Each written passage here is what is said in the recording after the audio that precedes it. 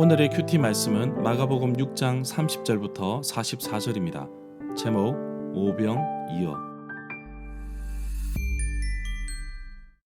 먼저 앞뒤 문맥을 살펴보겠습니다. 예수님에 대한 소문이 여러 곳으로 퍼져서 많은 사람들이 따르고 있지만 예수님의 고향 나사렛 사람들은 오히려 예수님을 배척합니다. 어릴 때부터 예수님을 보았기에 믿지 않았습니다. 그런데 예수님을 간절히 기다리던 두 사람이 등장합니다. 자기 딸을 살리기 위해 예수님 앞에 나왔던 회당장 야이로와 12년 동안 혈루증으로 고통받던 여인입니다. 예수님과 닿기만 하면 병이 나을 것이라는 그들의 간절한 소망이 이루어진 것입니다. 예수님의 사역 이야기 가운데 세례 요한의 죽음에 대한 내용이 6장 14절부터 29절에 나옵니다. 예수님의 기적에 대한 소문은 헤롯 왕에게도 적지 않은 부담감으로 다가왔습니다. 왜냐하면 예수님의 기적과 행하신 모든 일을 보면서 헤롯 자신이 처형하였던 세례 요한이 다시 살아난 것으로 생각했기 때문입니다. 예수님을 따라다니는 수많은 무리들이 저녁까지 굶고 있었습니다.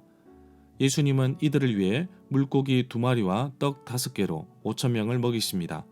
남은 것을 모아 바구니에 담으니 12개나 되었습니다.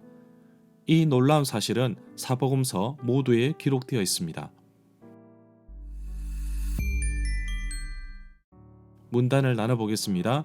30절부터 33절은 예수님을 따라온 사람들, 34절부터 44절은 5,000명의 사람들을 먹이심, 30절에 보면 오병이어로 5,000명을 먹이신 말씀은 마가복음 6장 30절부터 44절, 마태복음 14장 13절부터 21절, 누가복음 9장 10절부터 17절, 요한복음 6장 1절부터 14절에 나옵니다. 동일한 문맥에서 마태복음 14장 13절에서는 예수님께서 세례 요한이 죽었다는 소식을 들으시고 그곳을 떠나 배를 타고 혼자 외딴 곳으로 가셨습니다. 그러나 이 소문이 퍼지자 여러 마을에서 사람들이 몰려와서 예수님을 따랐습니다. 라고 말하고 있습니다. 제자들은 보냄을 받은 자들이라는 의미에서 사도들이라고 불립니다. 45절에서와 달리 예수님은 제자들을 미리 보내지 않으셨습니다.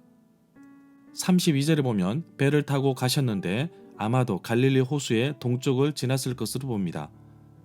성경에서 건너편은 상식적으로 호수의 동쪽 끝을 의미한다고 봅니다. 34절에 보면 큰 무리를 보시고 불쌍히 여기셨는데 그들이 목 잡는 양과 같이 고생하고 기진했기 때문입니다. 마가복음 6장 34절 하반절에도 기록되어 있습니다.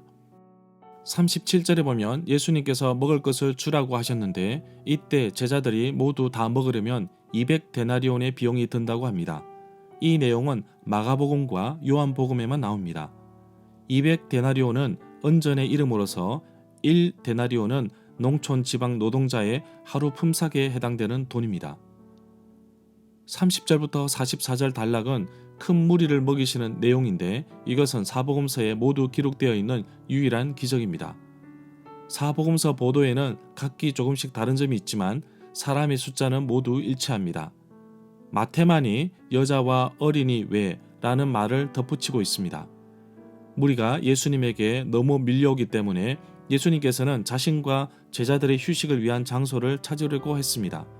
그러나 그는 거기서도 사람들의 필요를 채우시기 위해 사역하도록 요청을 받고 있습니다. 44절에 보면 고대 사회에서 인구수의 기준은 남자로 했습니다. 노동이나 당장 전쟁에 나갈 수 있는 남자의 수를 파악했습니다. 기도와 빵의 분배는 본래 유대의 모든 식사의 확고한 구성 요소인데 이미 성만찬의 제정을 미리 지시해 준다고 볼 수도 있습니다. 이 성만찬은 아주 옛날에는 배불리 먹는 식사와 연결되어 있으며 특히 교회의 가난한 사람들이 돌봄을 받았다고 합니다. 12광주리는 예수님이 선사한 풍성한 축복을 시각화한다고 볼 수 있습니다. 절마다 상세한 설명과 구절 해석, 핵심 내용과 중심 줄거리는 네이버 블로그에 올려져 있습니다. 내게 주시는 교훈입니다. 내가 가지고 있으면 오병이어 뿐입니다. 그러나 예수님께 드렸을 때에는 많은 사람들이 배불리 먹고도 남았습니다. 아주 작은 나눔이지만 귀한 헌신을 통해 풍성함을 배웁니다. 또 채우시는 하나님을 만납니다. 내가 드릴 오병이어 같은 헌신은 무엇이 있는지 살펴보면 좋겠습니다. 시간, 물질, 은사, 재능도 우리 하나님께 드려질 때 풍성하고 차고 넘칠 것입니다. 예수님이 헤롯의 위협을 피해 잠시 한적한 곳으로 가셨지만 여전히 사람들은 따라옵니다. 왜 따라올까요? 신기한 기적을 구경하기 위해인가요? 아니면 때를 따라 먹여주시니까 그런 건가요? 바꾸어 질문하면 나는 예수님께 왜 나아갑니까? 무엇을 얻고자 하십니까? 예수님은 나와 다른 관점으로 만나십니다. 목자 없는 양같이 불쌍히 여기시고 병든 사람들을 치유하시고 회복시켜 주십니다. 오늘 나의 삶을 우리 주님께 드립니다. 헌신합니다. 오늘도 내 삶을 받아주시고 하나님이 기뻐하는 하루가 되기를 간절히 소망합니다.